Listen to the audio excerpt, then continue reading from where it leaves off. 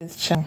I am Nena Official, and in the first part of this video I explained how to spot a trading opportunity on the chart, and I used the AUDCAD as example where we analyzed and we got a trading opportunity on 4 hours time frame. I said when the market completes the order, I will make the part 2 of the video and then show us the outcome. So guys, let's move to the chart. So if you haven't subscribed to this channel, endeavor to subscribe, like, and also share. 1 or 2 person might be learning something, very nice. So this is actually the AUD card I analyzed on that day in the part 1 video. You can watch it if you are intentional with learning. So this was it. I actually spotted it on the 4 hours time frame. I literally showed the confluences that you must see to help you find a trade opportunity. That's what I did. So we got this. We got all this here. So we spotted a side sweep, a liquidity sweep. That's the safe side liquidity being taken out here. We had our break of structure here. And the major point of interest was because of the establishment of this institutional order blocks. I said it that day, it is one of my number 1 criteria before I see a trade as a great opportunity. Institutional order blocks. I'm a retail trader and my money on a norms cannot move the market, so I have to trade with the people that have big money. So one of the signs that you have seen a big money, an institutional footprint in the market is when you notice the massive or momentum or impulsive candles like this one we spotted here. And then we had a zone around here. We had this zone. And another thing I spoke about that day was when we looked at the zone, what happened when the liquidity was swept around this area. We can see that when market swept the liquidity, it gave us a kind of candle formation, and it was a pin bar, a very good pin bar. So the formation of the pin bar was another confirmation that okay, the buys are going to take place. Ideally, I take my trade 2 way. Immediately I see this pin bar, I already know the bulls are coming into the market. I join the market immediately at the candle close. And ideally for me, I would have taken this first move. That was it. But in the part 1 of this video, we literally said we were coming for retracement, last the retest of the pin bar instead, since market has left us the first move. So the trade opportunity was what? Retest of the pin bar, and we took 50% of it. So now this is the outcome. This is exactly what the market did. Now you can see that market retraced. Market actually came to retest, and ideally market has smashed TP at this level, but what really happened? Let's analyze. What really happened? Let's analyze. Now when looking at this trend now, we would say it failed, right? It failed. If we are using a limit order, it failed. But with confirmation entries, it actually paid off. It actually paid off. If you don't know what confirmation entries are or how to confirm your trades before entering them, I've made several videos on them on my channel. You can go ahead and watch them. That's where it plays a vital role when it comes to taking trade and entries. Most time you will spot trading opportunity, but where you enter matters most. Now on this trade, we said we are going to enter at the 50% of the bullish pin bar, which is what I drew out the zone. I drew out the zone here. So we actually wanted a retest of the bullish pin bar. So now what did we see that happened? A lot of things happened, right? So now let's go on a second class. First thing first, remember when I was taking my trade, I told you whenever you are taking your SL, make sure it's few pips away from the ideal low or the exact high. This is because most time markets might not just come and create a parallel kind of liquidity. Most time it will still want to take out a bit, but not too much. So the few pips you leave behind or beneath matters a lot. So actually I left a few pips down here, but it was not really much. But now what really happened, we can see that market came to sweep more liquidity. Market came to sweep more liquidity, thereby tagging out the initial bullish pin bar. That is number one thing I'm spotting here.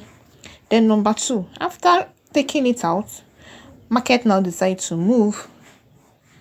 It was moving like though it wanted to play out well, and then it came again, created double bottom around here, then gave a pullback before eventually failing. So from this chart now, what can we really see? What we can say now is the trade failed. Now, when your trade failed, it doesn't mean you are a bad trader. It does not mean other trades won't play out.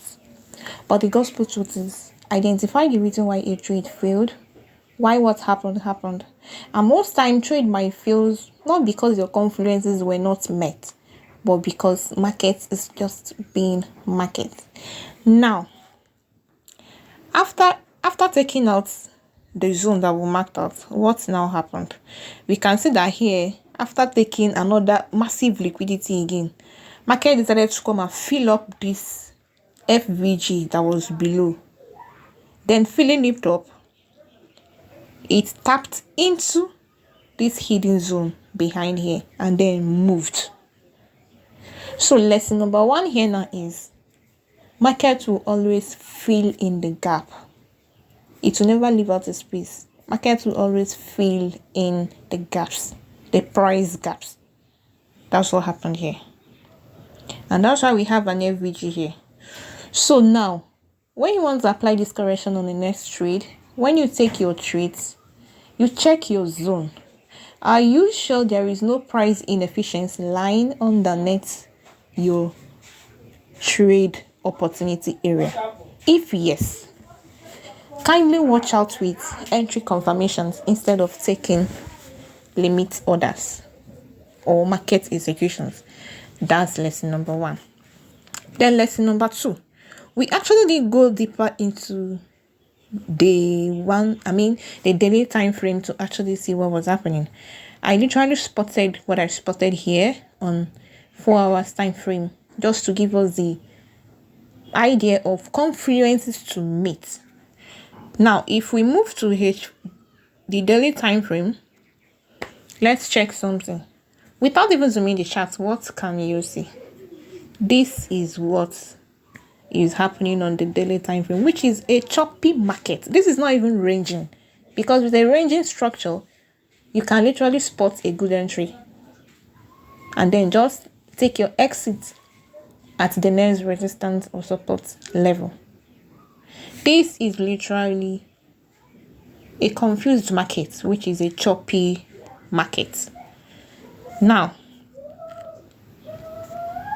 look at it very, very clear. This is what it's giving. It's not, we can't call it a range. This is a choppy market.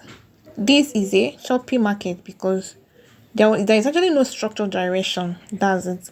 And now we can literally tell the reason why the small zone we wanted to trade a retest failed with liquidity sweeps, because there was no clear direction. So partly the analysis was great with the confluences we saw on 4 hours time frame, but then merging it together with overall directional bias, we would have seen that ideally we shouldn't even look at taking the trade, even though it looks so good. we shouldn't have taken it because why? The general market structure is choppy, which means there is no direction. And there is no direction. Once you take a trade when the higher time frame is signaling no direction, anything can happen. The trade might look like it's going to play out. You might be tagged out with a liquidity sweep. It might even decide to break structure inside the internal areas. That's what you see when you trade when there is no direction in the market. So these are the lessons we have learned from this analysis. And lastly, now we can see the importance of having the appropriate insights on the general market structure. It's okay to spot a trade on 4 hours time frame, but taking a look at the daily time frame will give you the overall bias. It will give you the overall bias. Overall bias will not help you with your swing trading. That is, if you are aiming for high targets on the market, it is very important you stick to the overall general bias so that your trade won't go 50% and start going back to your Excel and take you out. You literally know that you have done something wrong.